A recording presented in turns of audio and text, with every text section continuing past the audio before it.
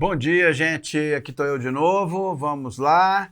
Agora vai funcionar. Estamos escutando direitinho? Tudo ok? Tá bom. Mas eu vou fazer tudo, tá? Vou fazer de novo. Vamos lá. Essa é uma parceria do Instituto Brasileiro de Capoterapia e da Secretaria de Estado de Cultura e Economia Criativa do Distrito Federal. É graças a essa parceria que nós estamos aqui reunidos, tá? Como eu falei, eu vou fazer uma aula em 2 tempos. Um primeiro momento, que é uma breve, prometo ser bem breve, história da fotografia, tá? E depois nós vamos entrar na questão técnica do funcionamento da câmera fotográfica, conceitos de captação de imagem, tá? Muito importante. Meu nome é Márcio Moraes, eu sou profissional da comunicação, formado na França, leciono há mais de 15 anos, estou aqui em Brasília, sou de Brasília, e estou aqui em Brasília já há bastante tempo.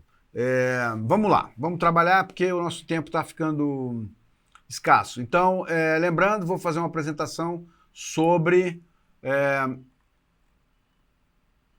a fotografia. Tá? É uma breve história da fotografia, como eu falei. Fotografia é a arte de fixar por meios químicos, fotografia, né, convencional, e com o auxílio de uma câmera escura e fonte de luz externa, uma imagem de objeto posto à frente desta câmera, tá? O nome vem do grego, photos, luz, grafos, escrita, fotografia, escrita com a luz. É muito importante entender porque a gente deixou de trabalhar com o químico, não existe mais o papel na fotografia, mas a gente continua trabalhando com a luz, tá? Continua o processo, o conceito é o mesmo, tá certo? Então, a fotografia é o processo de produção de imagens a partir da ação da luz. Tal processo é constituído de uma etapa física, formação da imagem na câmera, e outra química, que é a reação do material sensível à ação da luz. Tá? Para existir a fotografia convencional, né, pois as imagens digitais dispensam dos 2 últimos processos, depende de 4 elementos: luz, câmera, emulsão e químicos. Tá? Esses 2 elementos, emulsão e químicos, hoje eu substituiria pelo pixel e pelos codecs. Eu vou explicar tudo aqui. Tá? Mas vamos lá. A fotografia ela não teve um único inventor. Tá certo? Ela é uma síntese de várias observações e inventos em diferentes momentos da história. A primeira descoberta importante para a fotografia foi a câmera escura. Se vocês não entendem esse conceito, podem até fazer a experiência de pegar uma caixa de sapato ou uma caixa qualquer, pintar ela por dentro, né? Fazer um furo de um lado e uma abertura do outro, que vocês vão ter o conceito da câmera escura, né? A câmera escura, que vem do latim câmera escura ou câmera escura, né? Foi uma invenção no campo da ótica. É muito antiga, tá, gente? E um dos passos mais importantes que conduziram à fotografia. Ainda hoje, os dispositivos de fotografia são conhecidos como câmeras, tá? E as câmeras, elas ainda são escuras, porque dentro de onde está a entrada da luz pela lente e no final o chip, é tudo escuro. Porque há uma necessidade que seja controlada a luz que entra, porque eu quero somente a luz da imagem, tá? Então, até hoje, o seu celular, ele é uma câmera escura, porque está ali a lente e o chip recebendo somente a luz que entra pela lente, tá? Na Grécia Antiga, Aristóteles observou a imagem do Sol projetada no chão durante um eclipse. Quando os raios solares passavam por um pequeno orifício entre as folhas de uma árvore, observou também que quanto menor fosse o orifício, mais nítida era a imagem. Tá? Aí já fica o conceito do obturador da câmera, que é esse olhinho que abre e fecha. Né? A gente mesmo faz isso, às vezes não consegue ver direito e dá uma fechadinha no olho. Na verdade, o que você está fazendo é isso, diminuindo a entrada de luz no seu olho para que você possa ter maior nitidez. Tá?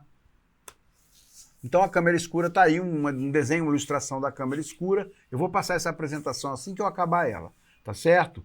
Então, na verdade, o pessoal fazia câmeras que eram quartos inteiros, né? E se notou que se ela fez toda escura e com um buraco, né, a luz que tiver, a imagem que tivesse do outro lado do buraco na parede era projetada do outro lado da parede, né? Então essa mágica é explicada por uma simples lei do mundo físico. A luz viaja em linha reta e quando alguns dos raios refletidos de uma paisagem iluminada atravessam um pequeno buraco feito em um material fino, esses raios não se dispersam, mas cruzam o quarto escuro e formam uma imagem de cabeça para baixo sobre uma superfície plana e paralela ao buraco de entrada da luz. Este quarto escuro é, na realidade, uma câmera escura, tá? Então esse aí é o conceito da câmera escura, tá? Durante a Idade Média e o Renascimento, ela foi utilizada como instrumento de observação dos eclipses pelos astrônomos. O Cesare Cesariano, discípulo de Leonardo da Vinci, descreve a câmera escura em uma anotação em 1544, tá? Surge a primeira ilustração da câmera escura, na obra de Reiner Gemma, tá? O físico e matemático holandês. Então assim, ó, já em 1500, para vocês terem noção, 1500, a gente já estava ali fazendo experimentações, tentando captar a imagem. A gente conseguia já captar a imagem, mas a gente não conseguia fixar ela. Então eu só via ali o momento que está passando, né? Então eu tinha uma câmera escura, no caso aqui ainda eram quartos grandes, espaços grandes, para observação eu observava a imagem, mas eu não tinha como fixá-la e mostrá-la posteriormente para outras pessoas, tá certo? Né? No século XVII, você vê, 200 anos depois, muitos pintores utilizaram a câmera escura, já aprimorada com lentes e um espelho, como uma ferramenta de auxílio para pintar, como, por exemplo, o pintor holandês, o Jonas Vermeer, que buscava construir pinturas cada vez mais próximas da realidade, o que hoje entendemos como uma imagem fotográfica. Então dá para ver o aparelhinho ali. Em 1700 vinham vários, os chineses tinham muitos modelos, né, que eram a caixa, o exemplo da caixa de sapato. Eles já tinham botado uma lente, então descobriram que o furo, se eu colocasse duas lentes, né, eu já criaria o conceito de lente e eu projetava, então, essa imagem com foco e com nitidez em uma superfície. Eles colocavam uma folha de papel nessa superfície e iam desenhando por cima, tá? Isso é uma técnica que durante muito tempo foi praticada pelos ilustradores. Foi uma maneira de fixar aquela imagem, então, em uma superfície, no caso aí, uma folha de papel, né? Então, através de um espelho colocado no fundo da câmera escura e uma placa de vidro no tampo superior, era possível desenhar tendo uma referência da imagem, tá? Acho que está dando para entender esse conceito, né, gente?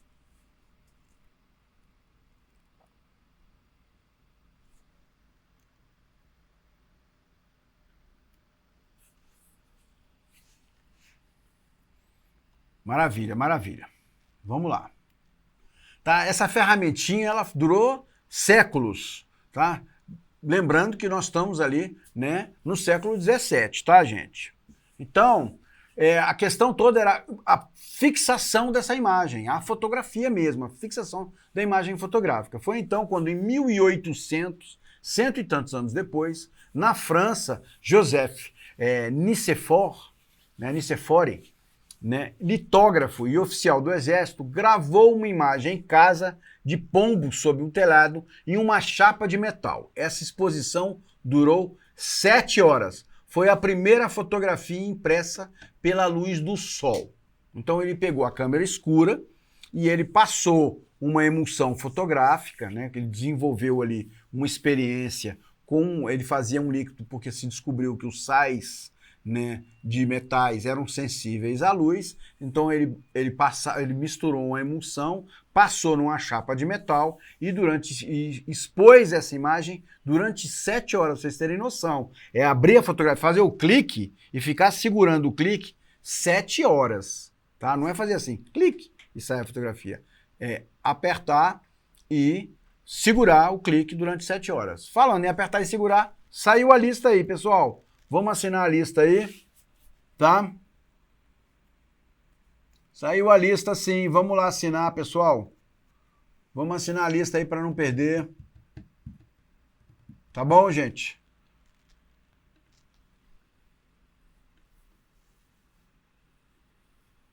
Todo mundo aí ciente que tem lista na área. Porque daqui a pouquinho eu estou dando aula e alguém fala. Tranquilo, Reginaldo. Tranquilo, se puder escutar a aula já é interessante. Depois você tem o...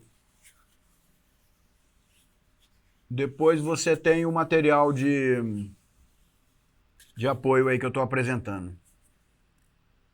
Eu vou chegar lá, vou mostrar a imagem, viu, Gardênia? Vou mostrar a imagem. A gente vai evoluir isso aí, vai dar para entender.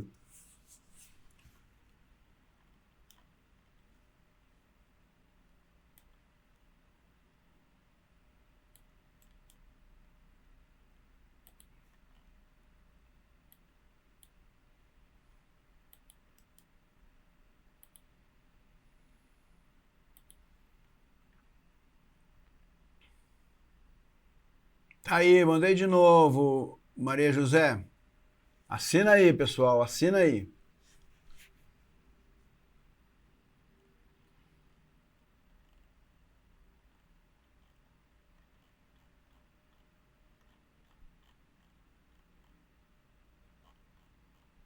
Bom, vou voltar lá então, tá? Vou voltar lá ao meu telhado, ao NIEPS.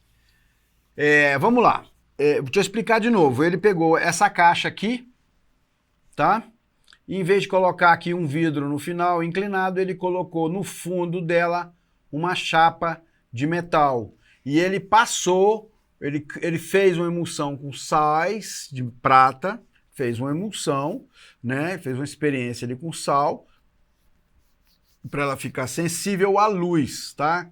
Porque era isso aí. O nome desse processo foi chamado de heliografia, tá certo? Tá aí a imagem. A gente mal vê os pombos. Mas tá aí a imagem que ele conseguiu numa chapa de cobre. 7 horas de exposição. Lógico que o pombo não fica parado 7 horas e ele não conseguiu fotografar os pombos. Mas tá aí o telhado, os telhados da casa, os prédios. Dá para ver um céu, até 2 árvores, uma árvore aqui, uma árvore lá no fundo, né? Tá pouquíssimo nítida, mas essa foi a primeira experiência. Lembrando que nós estamos em 1827. Essa imagem é histórica, tá? Aí seguindo aí, ó, 1827. Depois em 1839, o pintor de paisagem e desenhista de cenário para teatro, o Louis-Jacques Mandet, o Daguerre, né, deixou sua principal contribuição para a fotografia, o daguerrotipo. Primeira câmera fotográfica, né? O daguerrotipo utilizava-se de uma propriedade da prata de tornar-se enegrecida quando é exposta à luz. E assim formar uma imagem que é negra nos locais onde a prata recebe intensa quantidade de luz, né? E cinzenta onde recebe média intensidade de luz, e branca ou inalterada, tá? Onde nenhuma luz a atinge. Apesar dessa técnica fotográfica basear-se na prata, ela nada tem a ver com a fotografia como conhecemos atualmente, tá? O daguerrotipo, vocês estão vendo aqui o... Deixa eu ver se eu consigo ampliar. Assim não, mas... Assim eu acho que eu consigo ampliar, assim eu consigo. Tá? Esse é o Daguerre, tá? E esse é o daguerrotipo. Vocês estão vendo aí? Ele é a caixa escura, com uma lente na frente, uma tampa, e ele usava uma placa, eu não lembro se era de metal ou já era de vidro, onde passava o que a gente chama de emulsão fotográfica. O que que é? Um líquido, tipo uma gelatina, entendeu?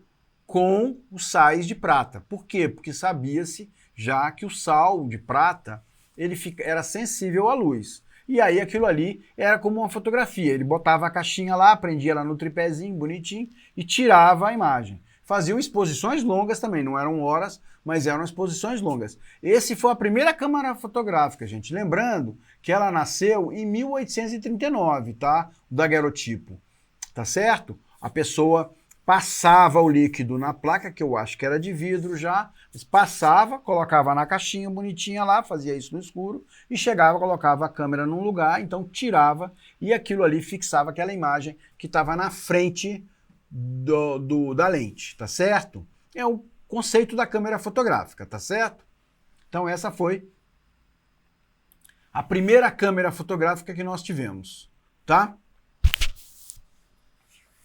Depois, em 1839, a Academia de Ciências da França reconheceu, então, oficialmente o nascimento da fotografia, o mesmo ano, tá?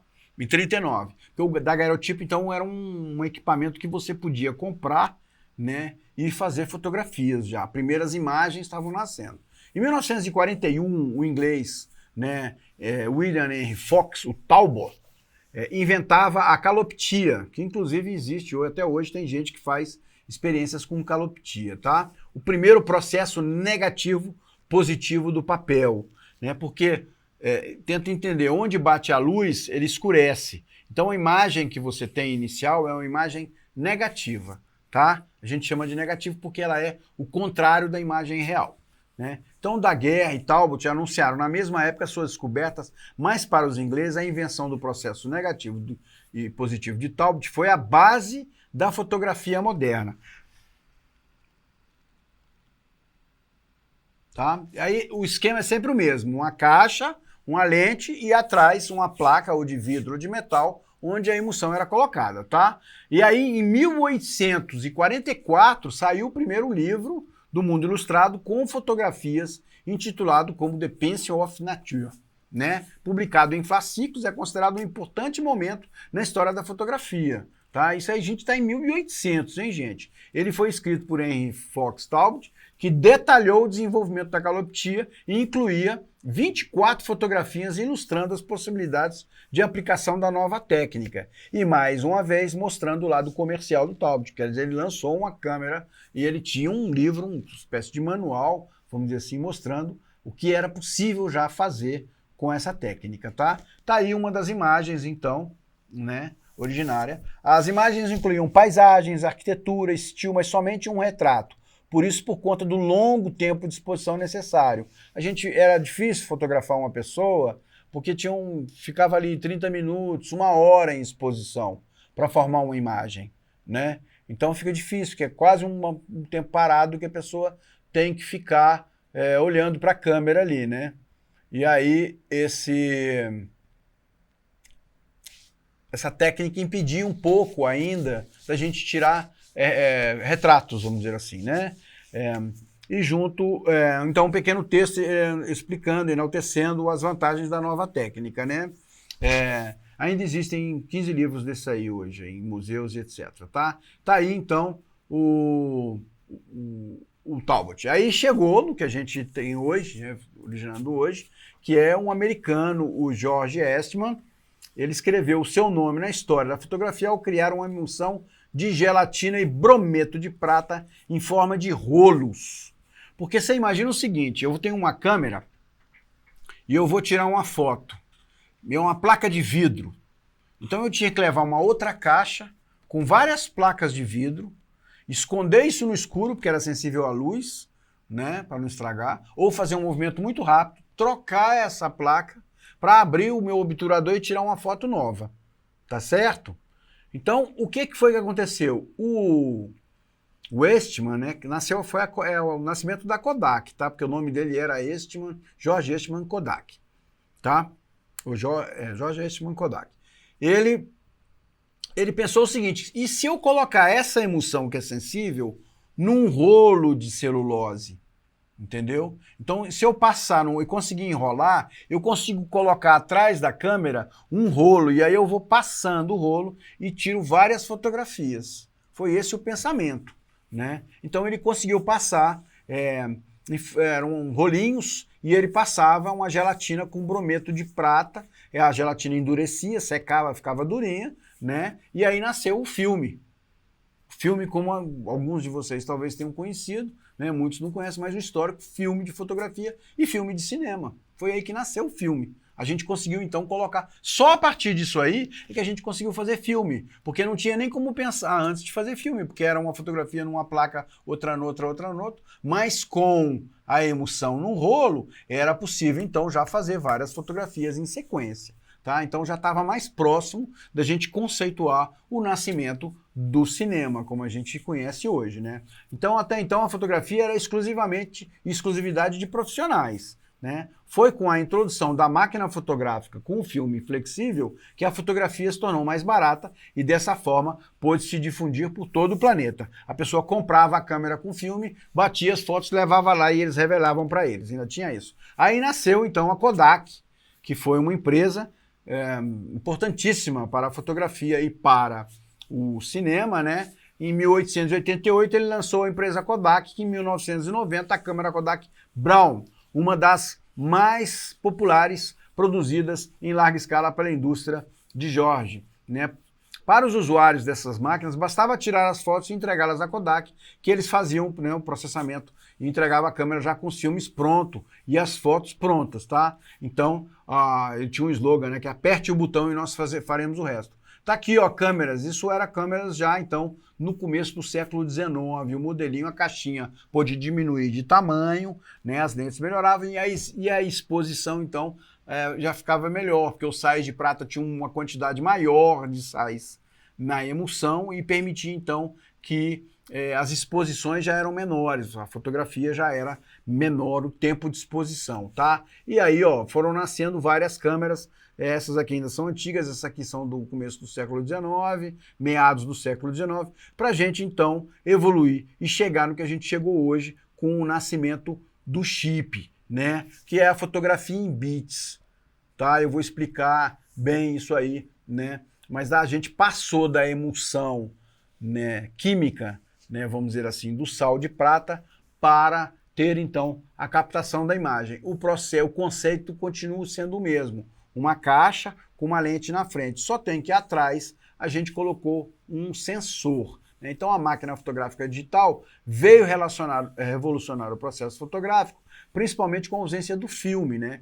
Então esse tipo de câmeras capturam as imagens de maneira eletrônica, pelo CCCD. Tem outro sensor lá, depois eu vou explicar melhor. Sendo registrada em memória digital e em disco com grande capacidade de armazenamento. E depois é transportada para o computador, né? E com softwares específicos você pode até fazer alterações. Nasceu a fotografia digital assim, né? O conceito inicial era manter a lente, a luz se batia num sensor, esse sensor formava uma imagem e gravava ela em algum mecanismo de memória, né? No caso, no inicial, quando a gente começou, as primeiras câmeras gravavam em disquete, porque era o que tinha, que era um cartãozinho de gravar, né? E aí foi evoluindo para os cartões de memória, etc, tá certo? Então a fotografia digital, ela é uma fotografia tirada com uma câmera digital, né? Que ela não tem mais questões de emulsão, ela é 100% tecnológica, ou determinados modelos de telefone celular, que o conceito é o mesmo, tá?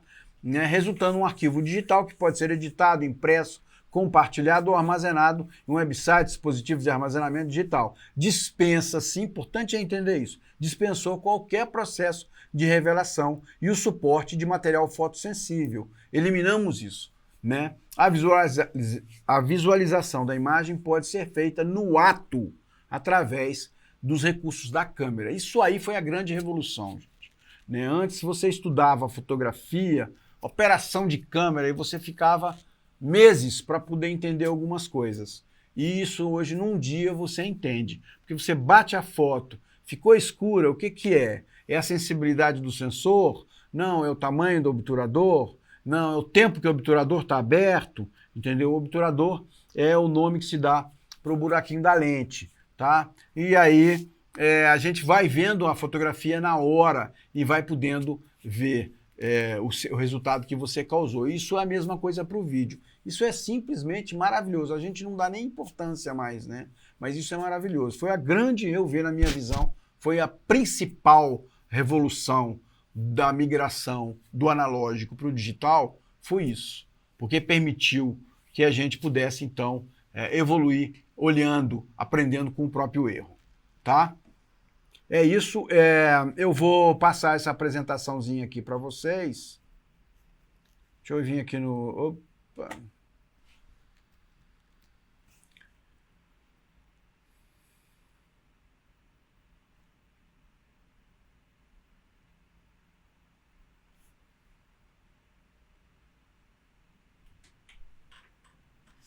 Eu não estava olhando o chat. Vamos fazer um print? Vamos. Eu já respondo todo mundo aqui. Vamos fazer um print? Vou fazer um printzinho, gente.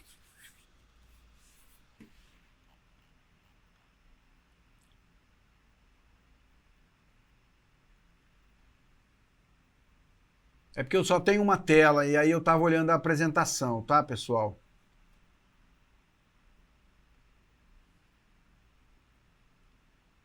Eu não estava no chat.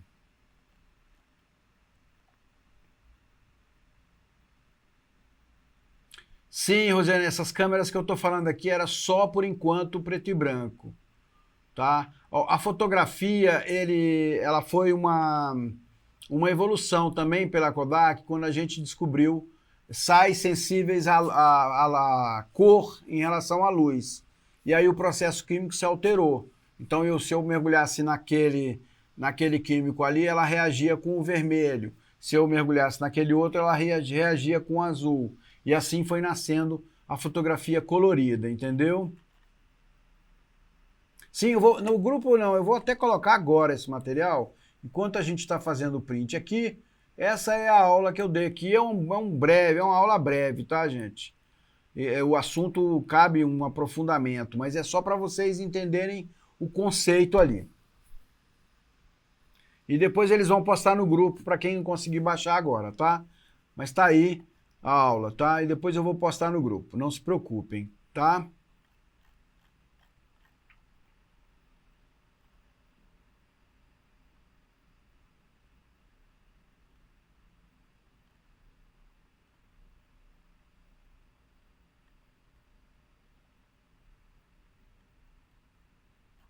Bom, vou continuar aí, viu?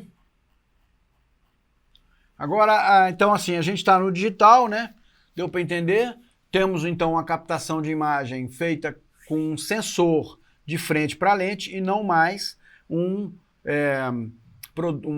emulsão química, né, que recebe essa imagem. Isso é agora os sensores, tá? Isso aí que foi que permitiu então que a câmera pudesse evoluir, passar para um computador, que eu tenho uma câmera aqui no computador, para os celulares, etc. Né? Isso aí foi uma grande revolução. Mas vamos lá.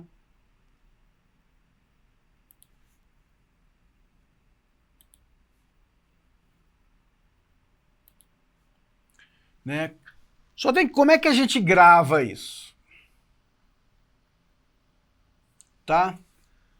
Tudo se resume a esse danado aqui que é o pixel.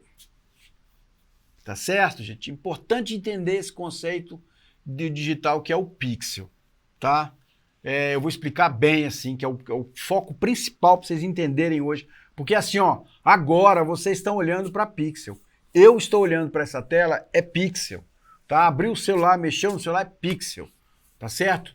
Tudo que é digital, exposição, tela, né, ecrã, né, ou tela, seja de celular, seja de computador, seja de monitor de televisão, seja esses painéis grandes de tudo é pixel. Tá? Mesmo que você diga LED, o LED representa um pixel. Ah, eu tenho um painel de LED. Cada LED representa um pixel. Tá certo? Então vamos ao conceito do pixel. O que seria o pixel? Tá? Então, não é possível falar em imagem sem falar em pixel. Não tem como, cara. Imagem digital é pixel. Ele está presente não só em filmes, animações, capturas fotográficas, mas também é parte importante nas telas de televisão, monitores, smartphones, né? Todos os celulares, o que você está olhando no celular hoje é pixel, e nos sensores das câmeras, importante entender, porque o pixel ele começa na captação da imagem, tá certo? Veja aqui o que significa o termo e quais as diferenças para cada caso. Vamos aprofundar um pouquinho aí na questão do pixel, tá? Estão me acompanhando aí? Pixel, tá, gente? Isso mesmo, meu querido pixel. Não é a Pixar, não, é o pixel. Vamos lá, então. A palavra pixel é uma combinação dos termos pictures e element, ou seja, elemento de imagem, tá? O pixel ele é a menor unidade de uma imagem digital, independente de sua fonte. Importante entender isso. Como o fotograma, o pixel não tem meio pixel. Do mesmo modo que lá na fotografia, 24 quadros para formar uma imagem, não tem como dividir um frame. não tem como dividir um pixel, tá? E um pixel que para de funcionar dá uma mancha na sua tela. Às vezes ela é mínima, às vezes ela é perceptível, tá? Se você pegar uma foto e fizer uma aproximação de zoom, você verá uma série de quadradinhos que compõem a imagem, né? Cada um desses quadros é um pixel. São milhões ou milhares deles, tá? Quem nunca pegou uma imagem lá na internet, ah, que legal, isso aqui eu vou imprimir para fazer não sei o quê. Aí pega ela, põe ela no arquivo e imprime. Quando imprime, ela sai toda quadriculada e toda coisa. É por quê? Porque na tela do monitor, a quantidade de pixels é menor e ela fica pequena, mas quando você vai imprimir no papel, os pixels são poucos e aí a imagem fica em baixa resolução. Eu vou explicar bem esse conceito, tá? Tá dando para acompanhar aí, né, gente? Maravilha, Thaís. Vamos lá, então. Isso aí, ó, eu ampliei, tá? Uma imagem. Isso aí é uma imagem ampliada do pixel. Tá certo? E aí o pixel, ele tem eu vou explicar uma questão técnica, porque ele é um ponto de luz.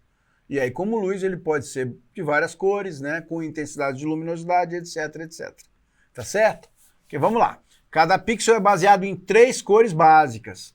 O vermelho, o verde e o azul. Tá certo? Porque no sistema que a gente assiste em vídeo é o sistema RGB. Não sei se vocês já ouviram falar, não vou entrar tecnicamente no assunto agora, né? Mas o RGB é exatamente isso, é o vermelho, o verde e o azul, tá? Cada cor dessa possui 256 tonalidades. Então tem o vermelho 100% cheio e o pixel todo apagado de vermelho. E assim para as 3 cores, tá certo?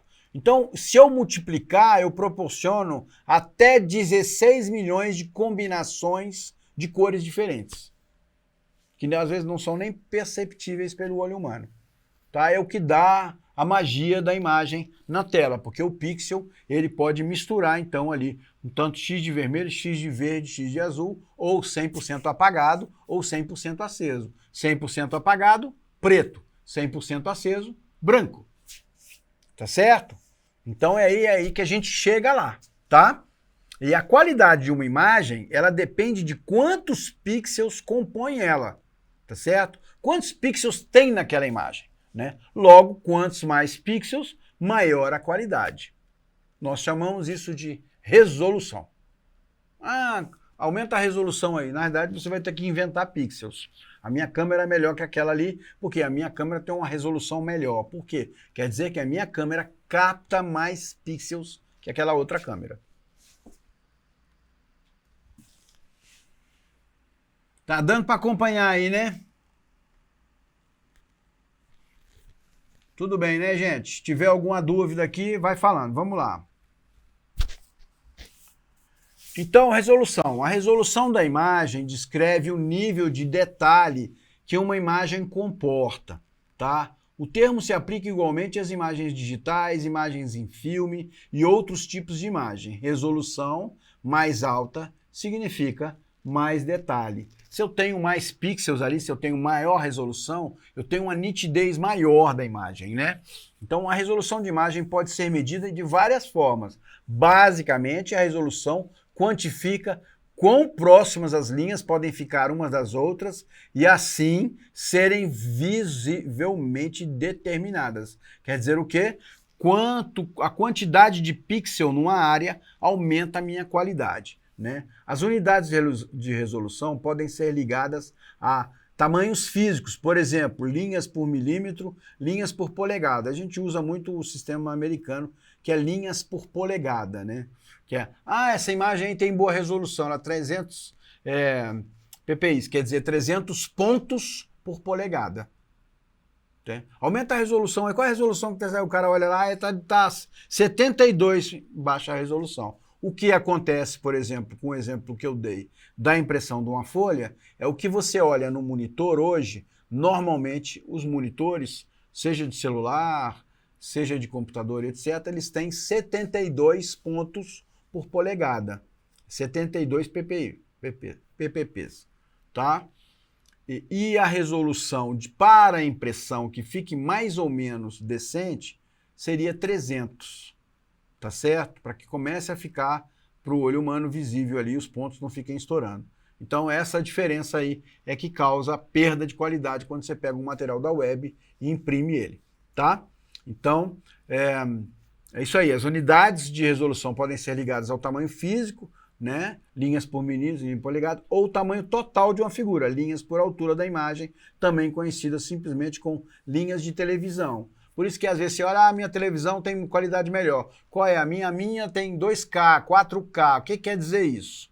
Né? Ou a minha é Full HD, 1980 por 720. Quer dizer que tem tantos pontos por tantas linhas assim. O que seria a linha? Sequência de pontos de pixels. Tá? Tudo se resume ao pixel, gente. E esse conceito de resolução da imagem faz diferença, porque em alguns lugares você não vai conseguir mandar um material com uma resolução baixa, de baixa qualidade, tá? Tamo aí, né? Posso continuar, né, gente? Então, o pixel nas telas, tá? Não tô na câmera ainda, na tela. No meu caso aqui, na minha tela, ou no seu caso de vocês, nas telas que vocês estão vendo, né? Então, em telas de TV, monitores, celulares e tablets, quando mencionamos a resolução em pixel, significa a quantidade de quadradinhos, né, os pixels, que elas podem reproduzir por vez. Quanto mais elas tiverem, maior é a qualidade da imagem naquele display. Então, uma tela Full HD produz 1920 por 1080, tá? Ou seja, a largura de 1900 pela altura de 1080. Quando ele fala, o primeiro número é a largura e o segundo número é a altura, tá certo? Quer dizer que se eu multiplicar, por exemplo, 1920 por 1080, eu vou ter então 2.073.600 pixels numa tela Full HD. Tá? A título de comparação, só para vocês entenderem, uma tela 4K, que hoje a gente já está filmando vídeos em 4K, né?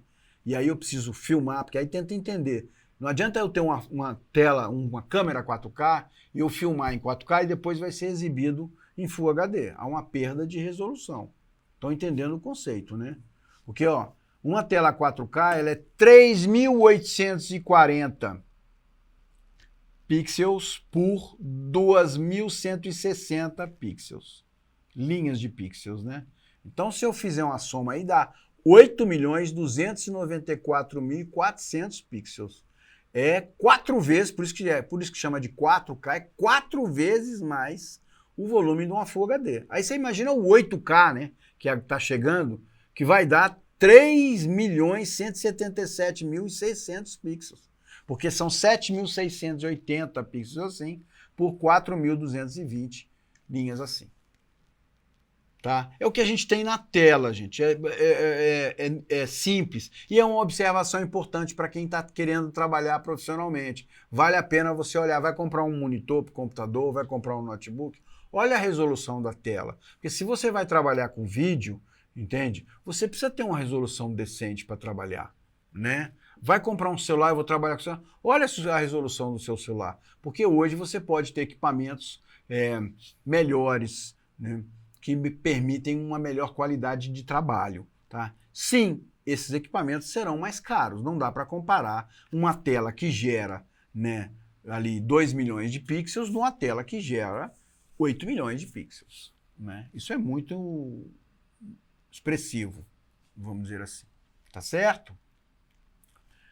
Então é isso, pixel nas telas, tá?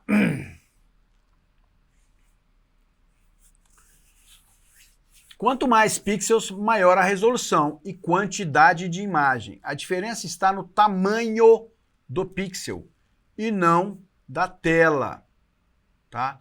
Cada quadradinho de uma tela 4K é 4 vezes menor que o de uma tela Full HD, o que significa que para pixel de 1080 você tem 4 em 2160. Da mesma forma, o pixel de um display de 8K é 4 vezes menor que o de 4K. Desculpa, o de 4K, né? Tá dando para entender? Vou repetir lá, hein? A diferença do tamanho é o tamanho do pixel. Porque assim, ó, gente, eu vou ampliar, eu tenho uma tela grande, mas eu continuo com o mesmo pixel, o quadradinho vai aumentar, tá certo?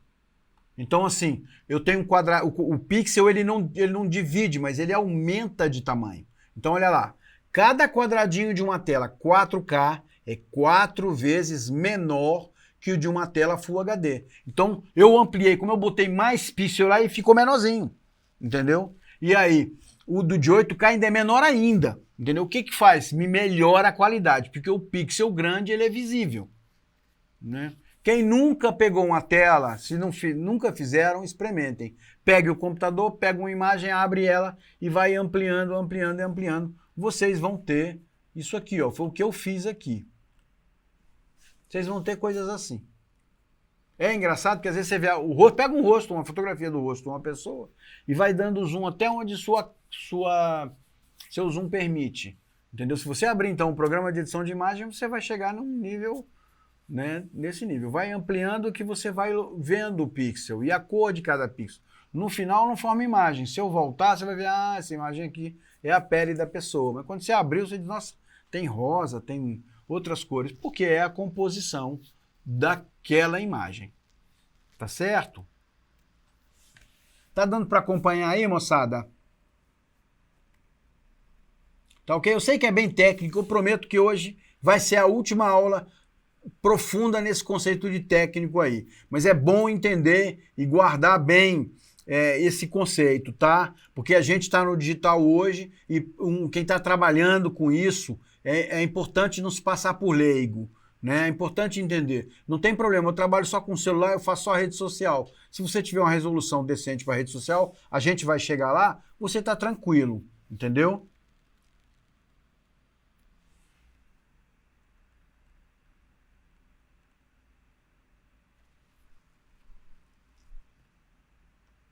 Então vamos lá. Resoluções padrões hoje que você encontra, né, de vídeos, tá certo?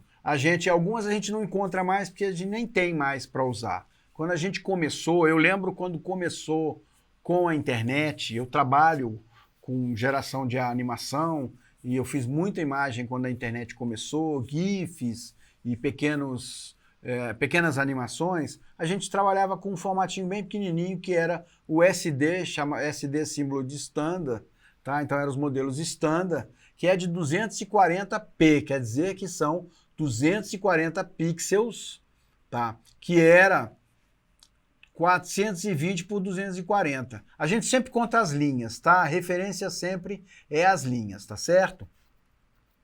Então o 240 é uma imagem bem pequenininha, eu já vou abrir o comparativo, ou melhor, já vou abrir logo, volto aqui, ó. Tá, o 240 era tipo isso aqui, ó. Essa aqui é uma tela 4K. Eu não consegui botar aqui, decente para visualização, uma tela 8K, tá? Porque vocês terem noção, o 8K é o dobro disso aqui. Então sairia do meu monitor e os outros apagariam. Mas para vocês terem noção, tá ali o tamanhozinho do 240 pixels, tá certo? Quando nasceu o YouTube, as imagens eram nesse modelo aqui, ó. Era 240, 360, aí veio 480, entendeu? Aí chegou o HD, que é o 720. Chama HD porque é High Definition. A partir do 720, a definição fica melhor. Fazendo um comparativo, tá, gente? Pra vocês terem assim, deixa eu voltar aqui. Pra vocês terem uma ideia, tá? Os SDs eram formatos televisivos antigamente.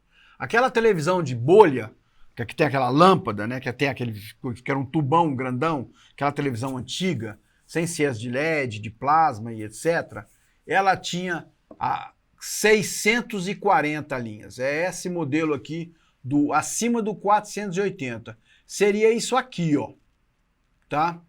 Depois ela ficou melhor e veio para o 720, tá certo? Seria isso aqui o que a gente tem para poder assistir a televisão convencional, tá certo? Aí nasceu, então, as televisões de LED, de plasma, etc., que aí é o exemplo do pixel. O LED corresponde a um pixel, eu tenho uma coleção de LEDs, então começou-se a gerar televisões. O que é uma tela de televisão de HD? Ela tem 1880 por 720 pixels, né? O que faz ali 1 milhão e tanto de pontinhos. É a quantidade de LED que tem naquela tela atrás dela para poder formar a imagem para você ver, tá? É diferente do sistema que era a lâmpada, vamos dizer assim, né? O sistema de televisão antiga, tá? E aí foi evoluindo. Nasceu a 720, evoluímos para 1080, né? Que aí nasceu a televisão HD. Inclusive, o HD, quando chegou na televisão, foi uma grande revolução, porque maquiadores tiveram que trabalhar muito mais, né? O detalhamento teve que ser mais bem elaborado, porque a definição na televisão ficou muito mais forte, muito mais séria, tá certo? Quando a gente chegou aqui, ó, nesse nível aqui, ó, 1080, que era o HD, tá certo?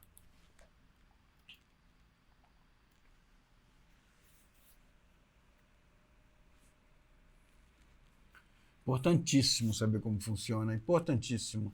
Ainda mais quem é da área. Muito bem falado. E aí, gente, chegou o Full HD, né? Full HD, que eu nem coloquei aqui, ó, vacilei.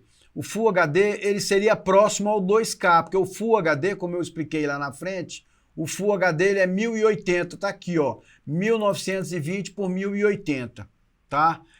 Aí foi a grande revolução das câmeras. Eu vou explicar por quê. Porque a gente filmava em full, porque assim, ó, primeiro, para você ampliar, não tem como criar pixel. Então, se você tem uma imagem, tá certo? Você não tem como criar mais pixels nela. Você vai ampliar ela e os quadradinhos vão ficar maiores. Então, chega um momento que você vai ter perda de resolução, tá? Por isso, assim, já fica a dica. Você vai trabalhar com a câmera, você vai botar seu material aonde? Ah, eu vou mandar meu material para televisão. Hoje a televisão está exibindo em Full HD. Então você tem que filmar pelo menos em Full HD. Ah, eu vou mandar para streaming, etc. Os streamings estão tudo em 2K já. Entendeu? Então o que acontece? Você precisa captar na melhor qualidade, editar na melhor qualidade e aí exportar nas dezenas de qualidades que existem. Não, eu vou trabalhar só com rede social. Então você pode captar numa qualidade menor, porque na rede social a gente não está trabalhando ainda, né, com 2K, 4K e 8K. Mas se você está trabalhando um vídeo para passar no cinema, ou né, você está fazendo um filme para passar no cinema, ou você está fazendo um material que vai passar num telão, hoje são todos com alta resolução. Então você precisa trabalhar com alta resolução. A relação câmera, computador de edição e material de exibição, ela é muito importante. Tá certo?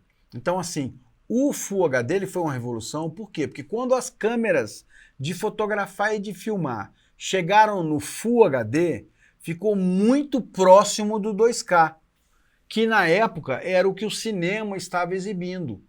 Então eu podia, com uma Canon, por exemplo, que filma em Full HD, quer dizer, eu filmo em 920, fazer um up, que era só 80 linhas, 90 linhas, para uma resolução um pouco melhor, entendeu? E aí permitiu então que muita gente com câmeras menores pudesse filmar. Hoje já é uma revolução hoje, né? Porque hoje a gente tem câmeras pequenas que filmam em 4K, 8K, tem até celulares que filmam já em resoluções maiores, né? E aí é importante entender esse conceito para ver o que você precisa para captar e para editar. Porque não adianta você captar um vídeo em 2K e querer editá-lo em 4. Você não terá qualidade. Tudo ok aí? Tá muito complexo? Tá dando para acompanhar?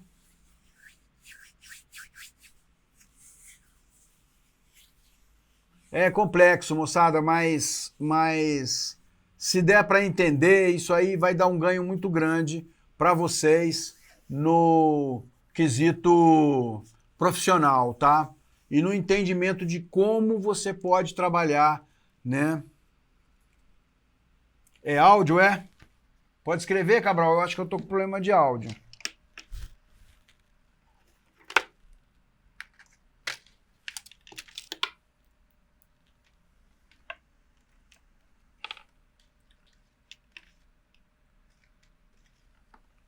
Quer falar, Cabral?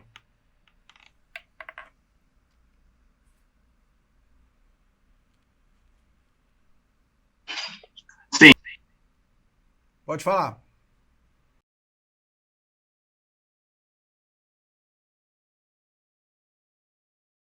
Seu áudio está mutado.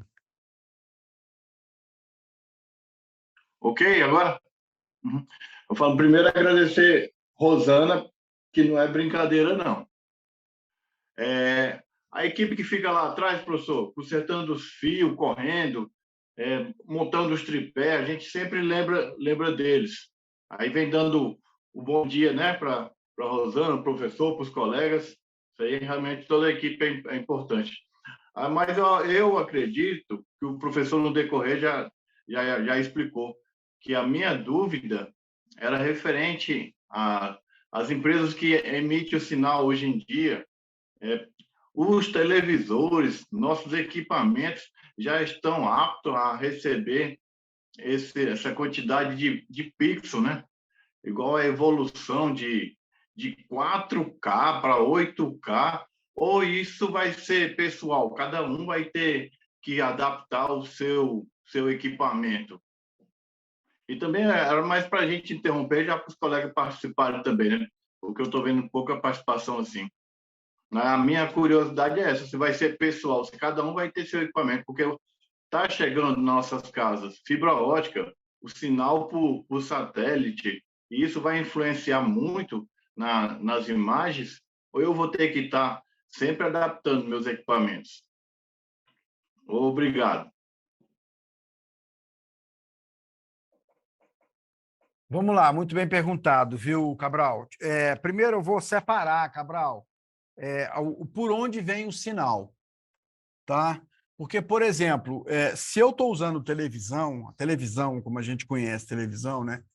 Hoje o sinal de televisão ele já você sabe que até trocaram, já nem se pega mais, não tem mais antena parabólica antiga, né? Não tem mais o sinal analógico, deixou de existir. O sinal hoje é digital, Cabral, no Brasil. Então hoje a gente está apto para receber imagens com qualidade grande. A televisão, por uma questão de banda, banda quer dizer quantidade de possibilidade de volume de imagem que é transmitida, a gente está no 2K ainda. Estou falando da televisão, tá? Então, assim, muitas televisões ainda estão emitindo em Full HD e as mais modernas, que estão melhorando o equipamento, já transmitem em 2K, tá certo? Mas a gente já está hoje no Brasil inteiro com o sinal digital, tá certo? Isso estou falando da televisão, bem específico televisão. Inclusive, houve aí um programa do governo para doar antenas digitais para as pessoas e tal, era isso, tá certo? Aí falei televisão, isso aí, 2K. Agora, imagens captadas por via internet, que aí caberiam os streamings, todos eles, desde o YouTube até o, o Netflix e todos esses streamings aí depende da sua banda, também largura de banda, da sua internet. Porque se a sua banda não é rápida, não vai permitir que você assista um vídeo em 4K, 8K e etc. No Brasil, os streamings estão no máximo em 4K por enquanto. Tá certo? É lógico, vamos pensar aqui comigo. Eu lá em casa, por exemplo, eu tenho uma super internet, que eu tenho uma banda larga muito rápida, tá certo? Então eu posso chegar lá e selecionar um filme em 4K. Mas se eu não tenho uma televisão que me exibe um 4K, não adianta nada, tá certo? Então, no caso do streaming, o computador já visiona isso e já faz a distribuição em função da sua capacidade de assistir aquele material, de exibir aquele material, tá certo? No caso do YouTube, vou dar um exemplo claro, é muito comum você estar navegando e aí você olhar e você ter uma resolução. Eu vou dar um exemplo bem claro aqui. Vamos abrir um YouTube para a gente saciar essa dúvida, que ela é muito importante isso aí, tá? Muito bem posicionado.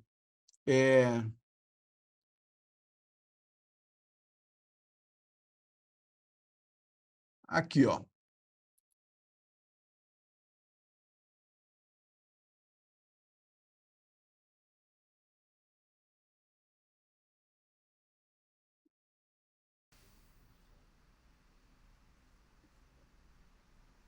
Botamos aqui o vídeo da Lady Gaga aqui, ó. E aí eu tenho aqui, ó, velocidade de reprodução e qualidade, tá certo? Ó, ele vai no automático, ele decifrou aqui, ó, no automático, a minha qualidade, deixa eu tirar o som aqui. A minha qualidade aqui nesse automático tá 360 aqui, ó. Tá? Eu poderia vir aqui, ó, esse vídeo eu só tenho essas 3 qualidades, que na realidade é mais a música, né? Não tem um clipe, né? Vamos ver se esse aqui tem o clipe. Ó, esse aqui já tem qualidade, olha aqui, ó, a qualidade desse vídeo aqui já vai a 1080 linhas. Se você deixa no automático, o navegador verifica a sua banda e disponibiliza para você um vídeo com qualidade que dê para você assistir sem ficar travando e interrompendo. É o que acontece aqui, por exemplo, gente, quando a gente está com o vídeo em andamento aqui na aula, né? É a banda. Então, assim, ora vocês estão com internet ruim, não recebem a minha imagem, entendeu? Vocês podem definir ali no Zoom diminuição da qualidade da imagem também, né? E aí, chegando à questão do celular, Cabral, tem a ver também com o seu sinal. Por isso que hoje está chegando no Brasil o 5G, né? Com a chegada do 5G, teremos então a mesma qualidade das bandas que estão distribuindo sinais de vídeo para a televisão, nós teremos a mesma qualidade para os celulares, né? A coisa vai dar uma evolução muito grande que até a fibra ótica não vai mais ser necessária, porque o 5G ele é tão rápido quanto... exatamente, falou tudo. Dançar conforme a música. Porque não adianta, olha só, aí eu tenho um computador, desculpa, tá, o exemplo que eu vou dar, mas eu tenho um computador carroça. Meu computadorzinho é lento, o processamento dele. A tela do meu computador não é Full HD, tá? Né? PC juracídico, ótimo, Thaís. Pois é, eu tenho aquele meu PC juracídico. E aí eu quero chegar lá e não estou entendendo porque que o YouTube não está me mandando um vídeo, ele está selecionando ali um 480p para mim. Por quê? Porque ele já analisou, ele vai lá, lê, pega as informações da sua máquina e vê que você não tem condições. E te manda um vídeo coerente. Não tem como, cara. Entendeu? Por isso que tem essa questão, a gente, até assim, um assunto que a gente vai trabalhar bem amanhã, a questão do equipamento, gente. Por que tem uma câmera que custa 5 mil e outra que custa 50? Entendeu? Porque tem uma câmera que vai captar um número X de pixel de uma certa qualidade e outra de outra. Agora a questão é, para que você quer? Né? Porque não adianta você comprar eu compro uma câmera de cinema, mas eu estou filmando, eu faço podcast para o YouTube. Você não precisa disso. Porque no YouTube o seu público não vai assistir em 8K. Entendeu? É isso aí. É isso aí. A gente vai aprofundar isso. Tá? Mantendo aqui a questão das resoluções, para vocês terem noção, tá? Só para vocês terem noção. No Brasil ainda não tem muitos cinemas que estão exibindo em 4K. Agora, no Brasil, os cinemas estão exibindo em 4K ainda, tá? Nós não chegamos. Tem lugares aí fora que já tem, inclusive, 8K, né? Cinemas grandes, com grandes exibições. Nós estamos aqui migrando do 2K para o 4K.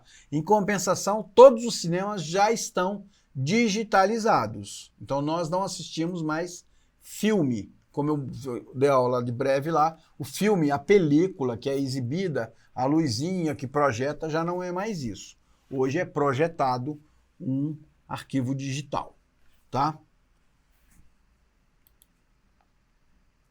Vamos continuar? Saciou um pouco aí, Cabral? Esse é um assunto que nunca sacia, né? É um assunto que nunca para. Vamos lá.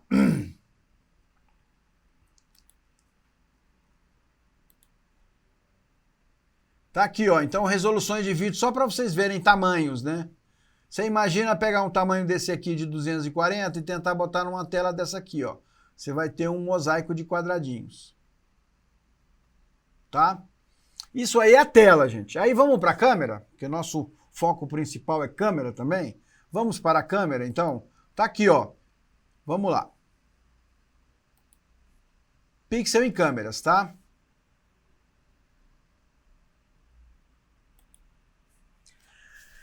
Em câmeras, o termo megapixel, a gente já na câmera fala em megapixel, porque quer dizer 1 milhão de pixels, né? O símbolo é MP, tá? Diz respeito à capacidade do sensor de capturar pixels em uma foto ou em um vídeo, né? Por exemplo, uma câmera de 48 megapixels é capaz de capturar imagem com até 8.000 pixels de largura por 6.000 de altura, que daria, então, 48 megapixels, milhões de pixels, tá? É uma matemáticazinha chata, mas é muito simples. Não tem como inventar. O pixel, como eu falei, o pixel não tem como inventar, gente. Você tem ali e acabou, é o que tem. Entendeu? Você não pode fazer assim e aparecer mais pixels, né? Existe uma série de programas que melhoram a resolução e o que eles fazem? Eles copiam e colam o pixel de volta, em volta daquele pixel para melhorar a resolução, tá? Mas não tem como fazer um novo. O novo é feito na captura da imagem. Por isso, a tão importante captura da imagem, né? A operação da câmera ali na hora com bom equipamento é muito importante, principalmente para mídias grandes, como cinema, como televisão e como os streamings pagos, né? Então, os sensores em câmeras digitais funcionam como filmes em máquina fotográfica analógica. A função é a mesma, só muda a tecnologia. Em termos gerais, sensores são os responsáveis pela captura da imagem, tá? Então tá aqui a lente, o sensor tá logo aqui, tá certo? Capturando a imagem. Nós temos dois tipos de sensores, eu vou explicar direitinho. Os filmes digitais são formados por milhões de pequenos pixels para capturar a luz e produzir uma imagem, tá?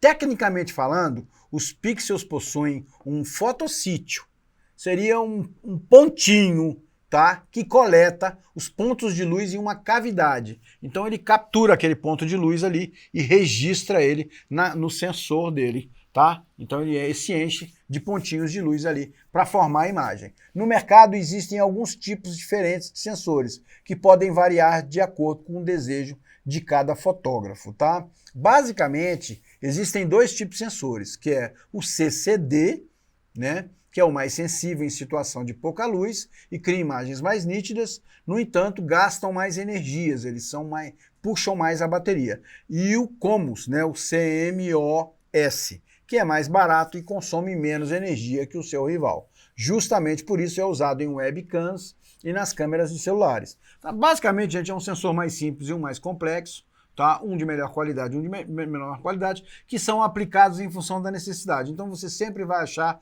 CCD nas nossas câmeras. O vídeo que a gente conhece é sempre CCD. Aí o nego costuma dizer, tem 3 CCDs, quer dizer que tem 3, entendeu, sensores, tá? A câmera tem 3 sensores. E o CMOS é para aquelas câmerazinhas, a câmera de segurança, uma câmera de menor qualidade, uma webzinha cam, entendeu? Basicamente, assim, para ser bem simples, é isso. Mas é só para vocês entenderem que vocês têm ali, atrás da lente, hoje nós temos um sensor. Eu apresento para vocês o sensor, né? Tirei a lente da câmera e tenho aqui um sensor.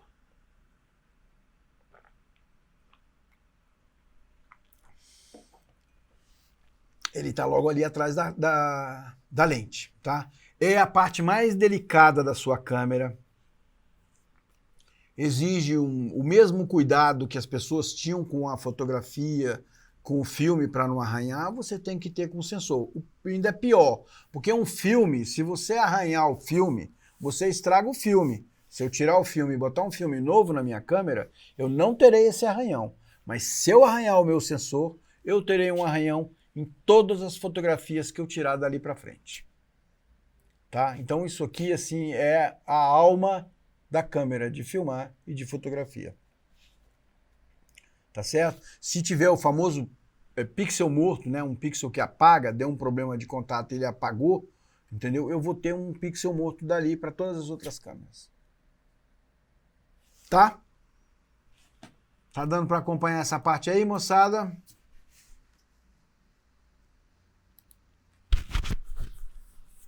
Tudo de boa, né?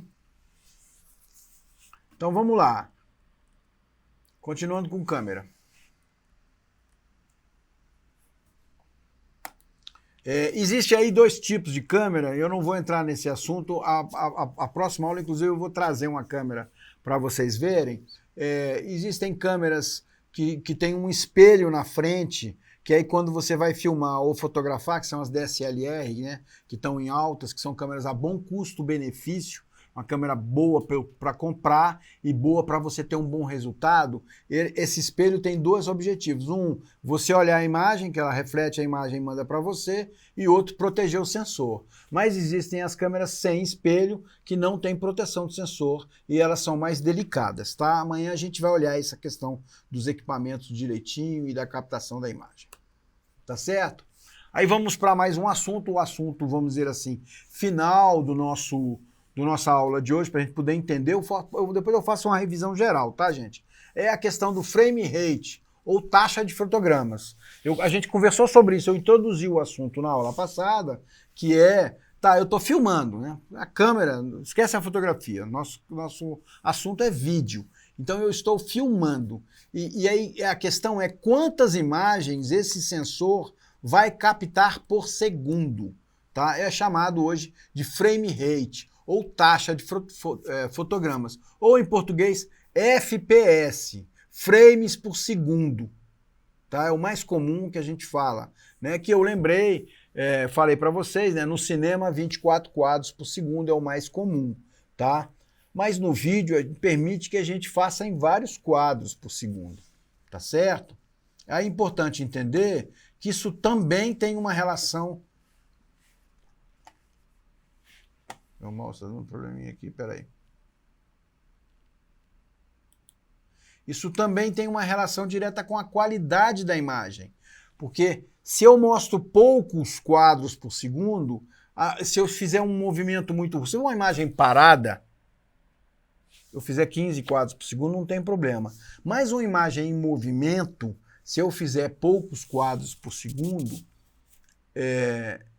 vai ficar embaçado, que aí está aqui o exemplo da fotografia, né? Então, se eu estou ali a 15, menos de 30 quadros por segundo, no caso 24, a minha imagem vai ficar pouco nítida e não vai parecer um vídeo.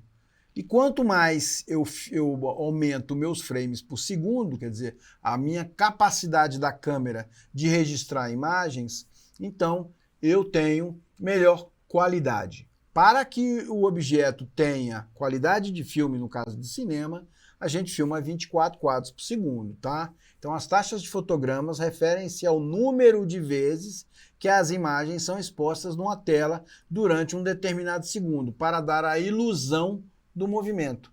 Porque a gente continua com fotografia, é só que é uma sequência de imagens. Então, quantas imagens tem em um segundo? Tá certo?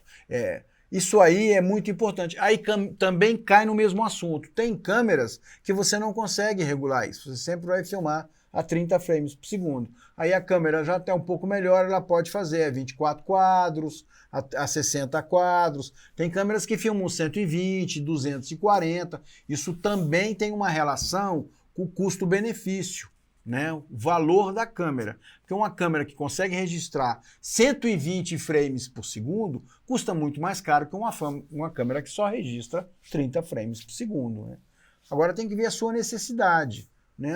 Eu vou filmar vídeos somente para rede social, vídeos parados, câmera parada e etc. Então, com 30 frames você está satisfeito. Não, eu vou filmar vídeos de skate, videoclipe, movimentos de esporte e atividade esportiva. Eu preciso de uma câmera que filma 60 frames ou mais. Entendeu?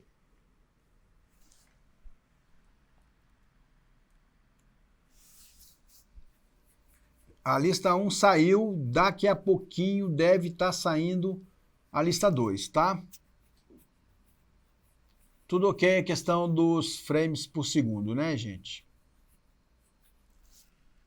Vamos lá.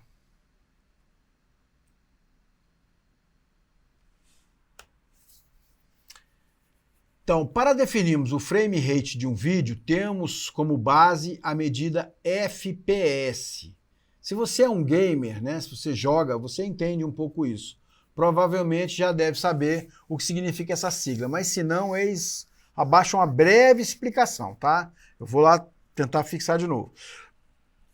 O frame por segundo, né, ou quadros por segundo é o que determina a quantidade de quadros que o vídeo terá a cada segundo, né?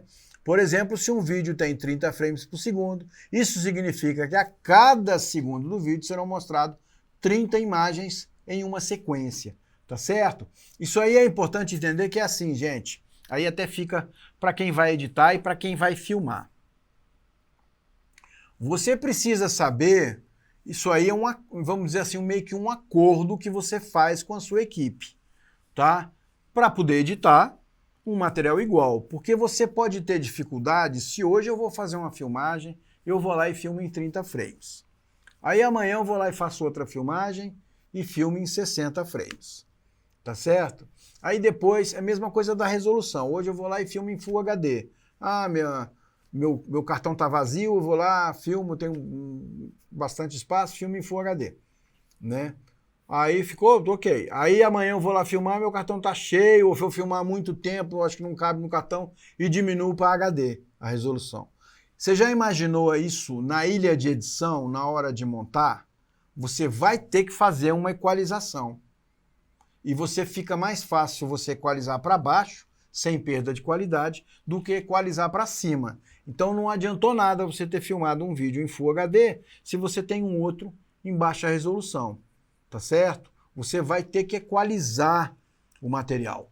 E esse quesito de equalizar material, ele é um problema, porque você vai perder um tempo e você vai precisar ter tecnologia e conhecimento para poder fazer essa equalização, né? Existem muitos aplicativos que reconhecem os vídeos, etc. Mas essa conversão você tem que fazer, você tem que mandar o aplicativo fazer a conversão.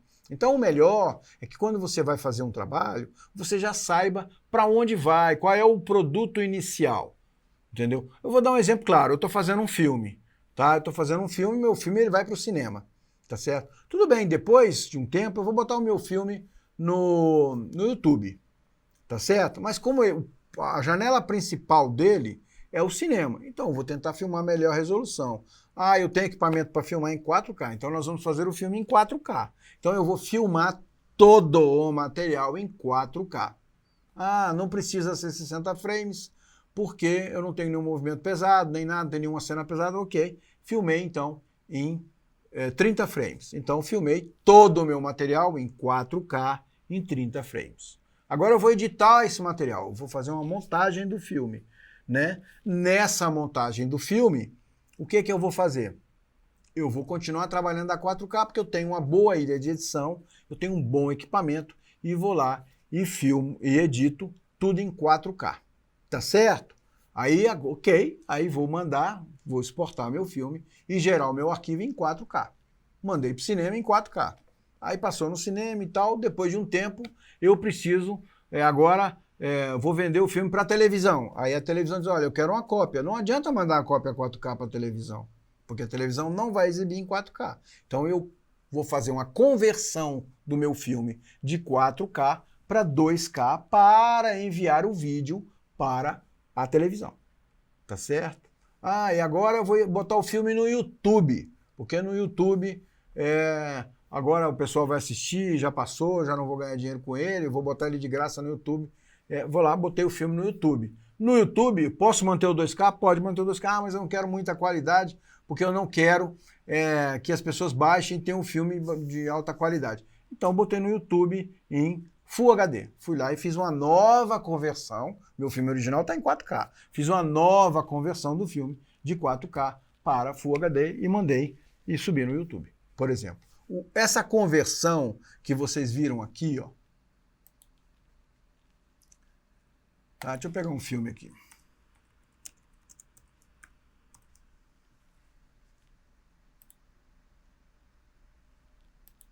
Ó, essa é uma animação.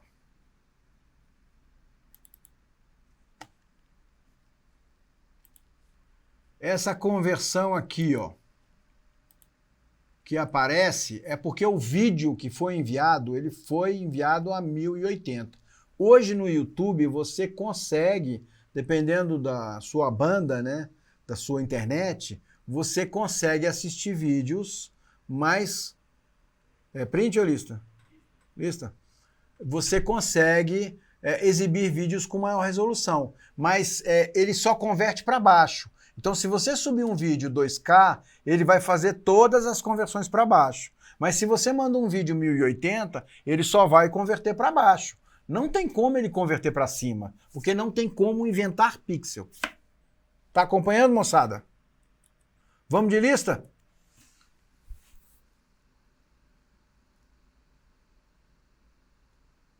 Muito importante, Terezinha, muito importante entender isso. Que não primeiro assim, ó, não é bicho de 7 cabeças, viu, gente?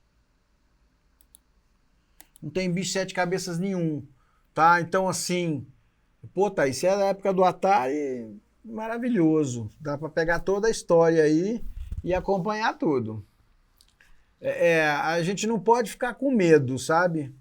Porque não tem segredo. Eu mesmo assim, ó, se você me perguntar aqui agora o que é CCCD, eu não vou saber, gente. Entendeu? Não vou lembrar de qual. Hoje com a internet vai ali, consulta e você sabe o que é. Mas eu sei, eu entendo. O CCCD é um tipo de sensor que capta a imagem com alta resolução. Isso é mais importante. Entendeu? Eu esqueci o que quer dizer frame FPS, mas eu sei que é a quantidade de quadros que passa por segundo. Entendeu? É mais importante, gente, entender o conceito das coisas que ficar gravando e teoria, entendeu? É importante entender. Eu vou, assim que acabar a lista aqui, eu vou passar um outro exemplo para vocês poderem entender essa questão, que é esse conceito de vocês poderem ver a questão do pixel, da resolução, dos frames por segundo, tá? Vamos lá, assinem a lista aí que ainda tem o codec para chegar. Que é um assunto sério, a gente só tem meia hora. Todo mundo de lista. Pois é, eu vou soltar aqui também, lista também. Assina aí, que eu não quero ninguém chorando depois, que não viu a lista. Você não está assistindo minha aula, se não viu a lista. Vamos lá, lista no ar, vamos trabalhar.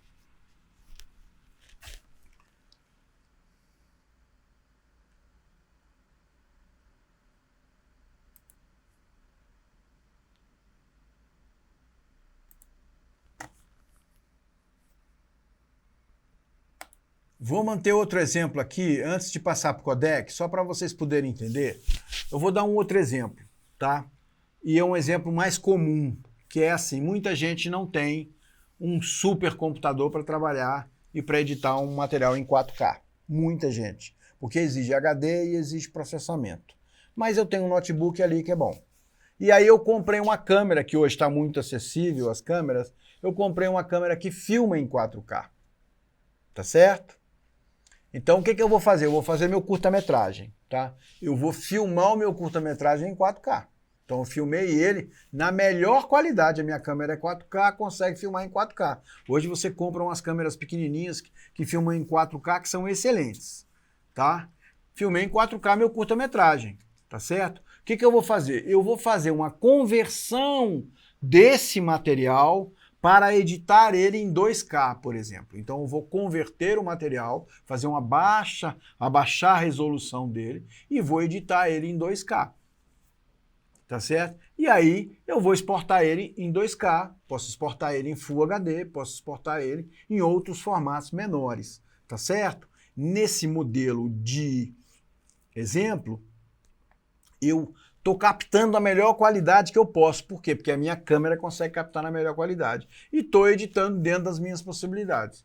É muito comum isso. Eu vejo muito aluno, né, que a câmera consegue captar um material muito bom, mas ele não consegue editar um material tão bom devido ao espaço e devido ao processamento. Então essa é uma solução, porque essa conversão é feita por um aplicativo que transforma o 4K em 2K. Tá? Tá dando para acompanhar aí, né, gente?